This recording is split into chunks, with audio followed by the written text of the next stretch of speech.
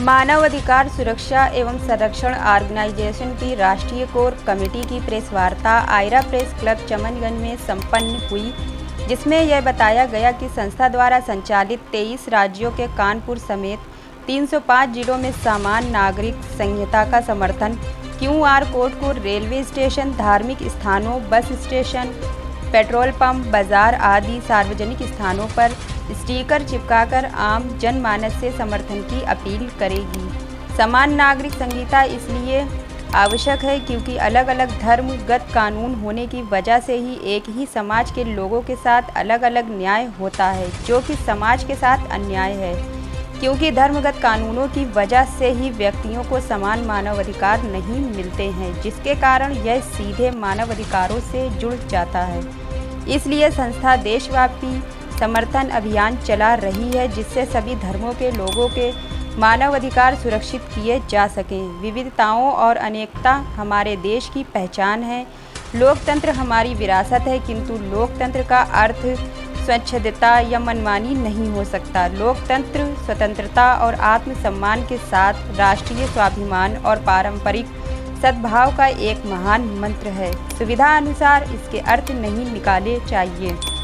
143 करोड़ की आबादी की एकजुटता और सामूहिक शक्ति भारत को एक महानतम विकसित राष्ट्र के रूप में पहुंचा सकती है। प्रेस वार्ता में राष्ट्रीय संरक्षक डॉक्टर कृपाशंकर तिवारी, राष्ट्रीय अध्यक्ष गुलाब सिंह चंदेल, राष्ट्रीय महामंत्री डॉक्टर तपन अग्निहोत्री, राष्ट्रीय सचिव डॉक्टर श्रीकांत अवस्थी, राष्ट्रीय महिला अध्यक्ष डॉक्टर किरण अग्निहोत्री, राष्ट्रीय विधिक सलाहकार डॉक्टर सुषमा सोनी जी की उपस्थिति उल्लेखनीय रही। मैं डॉक्टर तपन अग्निहोत्री, राष्ट्रीय महामंत्री मानवाधिकार सुरक्षा ऑर्गेनाइजेशन। आज हम लोग जो है UCC जो समान नागरिक संहिता है, इसके समर्थन में हम लोग एक प्रेस वार्ता कर रहे हैं कि क्यों ये कानून हमारे देश के लिए जरूरी है। इसलिए हम यहाँ पे आए हैं। नागरिक संहिता है ये एक भारतवर्ष की यदि देखें कि दीर्घकालीन एक विकास के कानून है, जिसके तहत हम लोग जो है हमारा देश जो है आगे बढ़ सकता है। भारत जो है विभिन्न धर्मों का एक राष्ट्र है और शायद विश्व में ऐसा कोई राष्ट्र नहीं है जिस राष्ट्र में हिंदू, मुस्लिम, सिख, ईसाई, बौद्ध, जैन सब एक भाइयों के भाईचारे के साथ रहते हैं। और एक कहते नहीं कि गुलदस्ता है, ये सभी धर्मों का मिलकर गुलदस्ता बनकर हम लोग रहते हैं। और एक ऐसा धर्म, एक ऐसा मतलब ऐसा कानून ये हमारे बीच में आता है जिसमें सभी धर्मों के कानूनों को एक कर दे हम लोग। अभी हम लोग कहीं ना कहीं कुछ जगह अलग अलग हैं, जिसका जैसे संस्था मानवाधिकार सुरक्षा ऑर्गेनाइजेशन नाम मानवाधिकार है, तो कई बार ऐसा होता है धर्म के चीजों की वजह से कई बार लोगों को वो न्याय नहीं मिल पाता जो मिलना चाहिए था। तो यदि ये कानून लागू हो जाता है तो इस कानून से सब हम लोग भाई एक हो जाएंगे।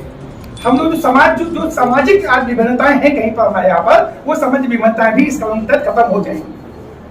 इससे आप जनता को और लोगों को क्या बताना चाहते हैं? हम ये बताना चाहते हैं कि जो भारत एक विभिन्न धर्मों का देश है तो उसको एकता बनी रहे। जो आज कई बार देखते हैं ना कि कुछ लोग ये कुछ मुद्दे लेकर के हम लोग के बीच में व्यवस्था पैदा कर देते हैं। सर, बात ना करके गवर्नमेंट ने जो ये चौपट छोड़ा है UCC का, हाँ। इसके अलावा यदि विकास का, ओल्ड पेंशन का, लोगों को रोजगार का और तमाम गरीबी को दूर करने का अगर छेड़ते वो ज्यादा ये चीज अभी क्यों छेड़ी जिससे चुनावी फायदा उठा सके? देखिए मैं बता दूं ये चीज अभी की नहीं है। ये जब संविधान का निर्माण हुआ था हमारा, तो आर्टिकल 44 में संविधान में दिया गया है कि समान नागरिक संहिता देश में होनी चाहिए। 1955 में हिंदुत्व का ये लॉ पारित हुआ था। पहले मैं एक क्वेश्चन जवाब दे दूं पहले। तो आर्टिकल 44 में ये संविधान पाते समय संविधान निर्माताओं ने उस समय ही व्यवस्था दी थी ये, लेकिन उस समय क्योंकि देश आजाद हुआ था, हमारे सामने बहुत चुनौतियां थी हमारे सामने, उन चुनौतियों की वजह से इस चीज को लागू नहीं हुआ। आज हम लोग जो है विकासशील देश से आगे निकलते विकसित देश की तरफ बढ़ रहे हम लोग हैं। UCC है सिविल कानून, जिसमें आपके विवाह है, तलाक है, उत्तराधिकार है, प्रॉपर्टी है, ये सारे एक्ट को हम लोगों ने सुन लिया है।